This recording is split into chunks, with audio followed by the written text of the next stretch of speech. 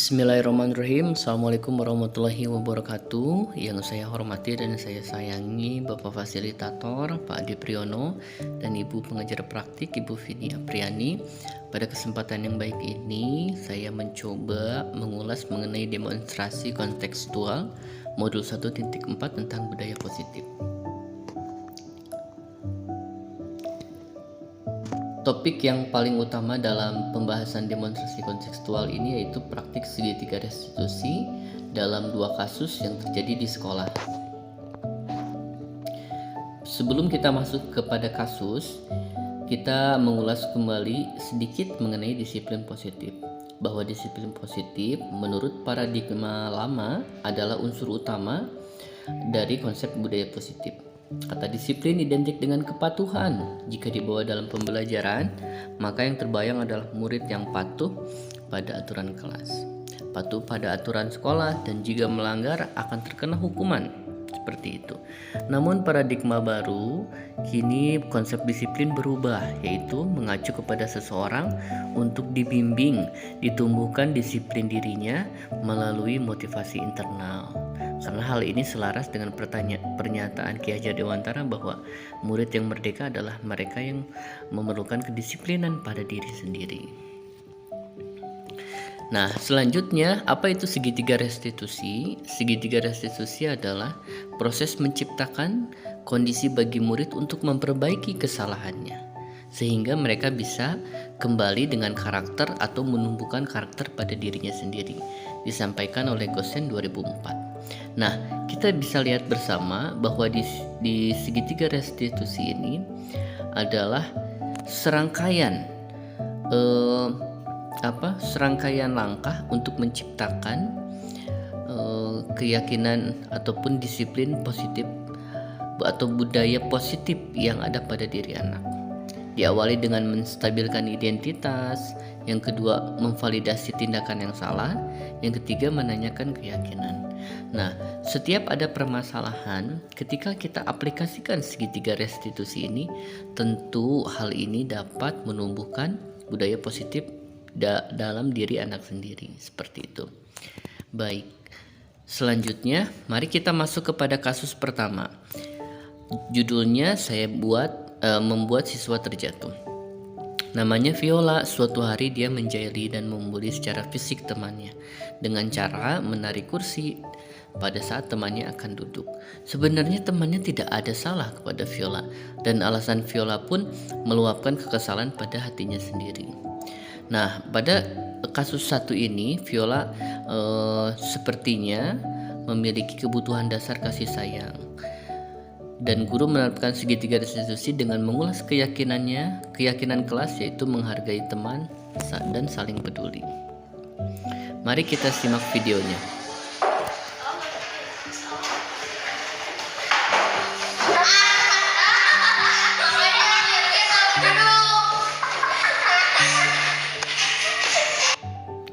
Nah, itu dia kasus satu yang menarik bangku temannya saat duduk. Skenario segitiga restitusi pada kasus masalah tersebut, kita awali dengan yang pertama adalah menstabilkan identitas pada paragraf yang paling atas sebelah kiri. Di sini diceritakan bahwa dalam menstabilkan identitas, Pak Sugih bertanya bagaimana kabarnya, lalu kenapa alasannya Bapak panggil Viola, dan Bapak menanyakan apakah benar kebenaran info tersebut. Nah, seperti itu. Jadi identitas Viola digali ataupun ditenangkan sejauh kita saat berbicara ataupun berdiskusi dengannya. Lalu yang kedua yaitu validasi tindakan Viola. Nah, dari validasi tindakan ini tentu kita mencari ataupun menekankan apakah tindakan yang Viola sudah benar ataupun salah. Dengan cara menanyakan, di sini Bapak bukan mencari siapa yang salah, tapi semua orang pasti pernah melakukan. Nah, di sini Viola secara tidak langsung menjawab alasannya bahwa itu sebenarnya tidak baik. Dia menjawab bahwa itu pembulian terhadap teman. Nah, Pak Sugi mengapresiasi dengan berkata, wah hebat, kamu sudah paham ternyata.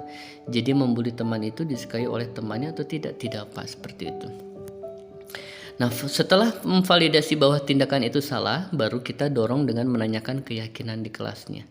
Nah, Pak Sugi dalam skenario ini menanyakan bahwa keyakinan kelasnya tentang peduli dengan teman dan lain sebagainya, apakah Viola masih ingat? Nah, dan Viola pun masih ingat, yaitu tentang menghargai teman dan peduli terhadap teman. Ia jawab demikian. Nah, Pak Sugi mengapresiasi dengan berkata, alhamdulillah dengan keyakinan kelas kita. Apakah kamu mau memperbaiki kesalahan kamu? Mau, Pak. Nah, di sini Pak Sugi mendorong disiplin positifnya, mendorong budaya positifnya untuk memperbaiki kesalahan. Nah, Viola mau meminta maaf kepada Sylvia dan mau menghargai teman dan peduli, juga saling tolong menolong kepada temannya. Dan Pak Sugi mengapresiasi tentang pengakuan salah dan bangga terhadap Viola, seperti itu. Nah, berikut video segitiga restitusi. Selamat pagi Viola, bagaimana kabarnya Viola? Alhamdulillah sehat. Viola, tahu nggak kenapa Bapak panggil? Bapak dapat info nih, katanya ada yang nangis, terus ada yang narik kursi, ada yang ngejailin, bener nggak? Siapa ya yang nangis ya? Sylvia nangis. Siapa yang melakukan itu? Oh, Viola. Oke. Baik Viola, Bapak pun pernah melakukan seperti itu. Semua orang pun pernah melakukan hal menjadi orang ya. Tidak apa-apa, tenang aja. Dan di sini Bapak bukan mencari siapa yang salah, siapa yang benar. Bapak bukan menghakimi kamu, Bapak ngobrol aja. Viola, jadi kamu tadi udah mengakui ya bahwa itu salah atau boleh enggak? Kenapa kok bisa salah? Oh, berarti kamu udah ngerti ya? Hebat berarti. Berarti pembulian teman itu boleh dilakuin atau enggak? Tidak. Baik Viola. Kalau tidak melakukan pembulian, apakah yang dilakukan itu disukai teman atau tidak? Tidak. Jadi sampai Violanya, sampai siapa? Sylvia nangis ya.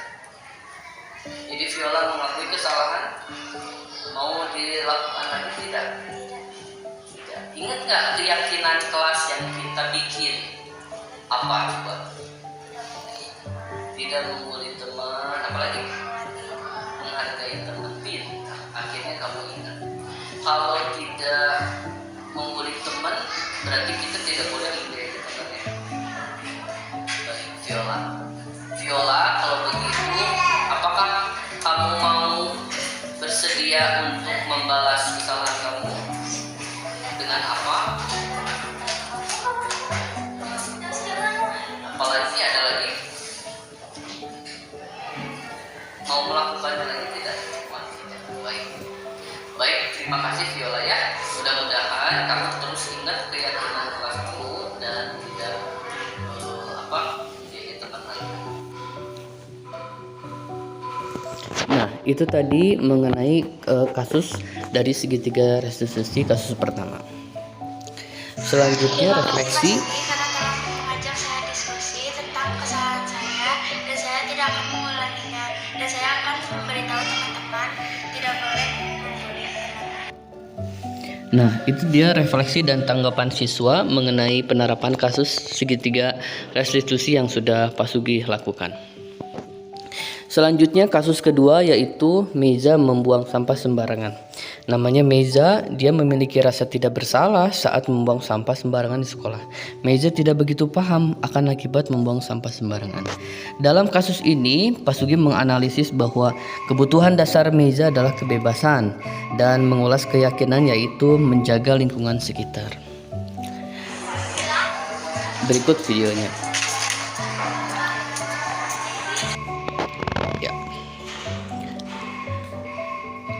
Setelah video tersebut, kita masuk ke kasus kedua, yaitu skenario segitiga restitusi tentang kesalahan yang sudah dibuat oleh Meiza, yaitu membuang sampah sembarangan. Di sini Pak Sugi ada 3, seperti biasa menstabilkan identitas, validasi tindakan, dan menanyakan keyakinan.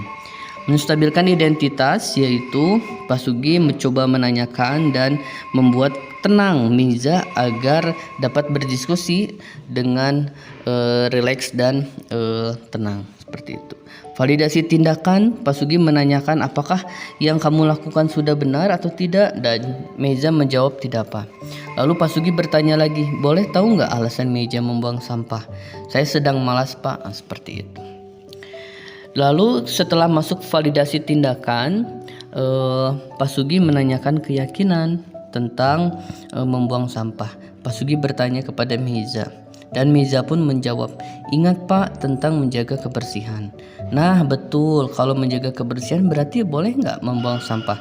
Meiza menjawab tidak Pak. Setelah itu Pak Sugi mendorong yaitu budaya positif yang ada dalam dirinya dengan menanyakan apa sih yang akan kamu lakukan untuk memperbaiki kesalahan kamu. Meiza menjawab, saya mau buang sampah yang tadi saya buang di lorong kelas Pak. Nah, Pak Sugi menjawab, alhamdulillah. Ada lagi yang ingin kamu lakukan? Ada Pak, saya mau mengingatkan teman yang membuang sampah sembarangan juga, seperti itu. Berikut videonya. Halo Meiza, apa kabarnya Meiza? Meiza, tahu nggak kenapa Bapak panggil ke sini? Coba tebak. Nggak tahu ya. Bapak tadi lihat dan ada laporan dari teman-teman kamu. Katanya kamu buang sampah, benar nggak? Benar. Kenapa buang sampah Meiza? Karena malas buang sampah. Apa-apalah. Bapak juga sempat malas nggak kalau buang sampah, tapi Bapak di sini tidak mencari siapa yang salah ataupun kesalahan kamu. Bapak tidak mengukur kamu juga. Kita ngobrol aja ya. Relax. Meiza, kalau buang sampah itu boleh atau tidak? Kenapa tidak? Mencemari lingkungan, terus apa lagi? Banjir. Kalau kamu buang sampahnya di sini ya, banjirnya itu bisa kemana? Bisa di sana tuh, misalkan di Bogor, di Jakarta, itu tuh bisa tersumbat semuanya, bisa ngalirnya ke daerah lain misalnya. Jadi kamu tidak merasakan banjir, tapi orang-orang di sana terkena banjir. Kamu sedih nggak kalau gitu? Apalagi kalau orang yang merasakan banjirnya ada saudara atau orang tua kamu ya. Oke Meiza. Oh iya, Meiza ingat dengan keyakinan kelasnya apa? Apa? Menjaga kebersihan. Kalau menjaga kebersihan, boleh nggak kita buang sampah? Kalau begitu, Meiza mau nggak mengulanginya lagi? Terus apa yang harus Meiza lakukan kalau ada teman-teman yang buang sampah? Meijanya masih ada lagi nggak yang mau kamu lakukan atas kesalahan kamu? Apa? Mengambil sampah yang tadi dibuang tempatnya. Oke. Sekarang mau ngambil. Oke, terima kasih Meiza ya. Iya. Terima kasih Pak Sugi telah mengajak saya diskusi. Berikut refleksinya. Dan akan mengajak saya untuk menjaga kebersihan. Ada lagi? Hatur nuhun, terima kasih. Salam bahagia dari guru penggerak. Assalamualaikum warahmatullahi wabarakatuh.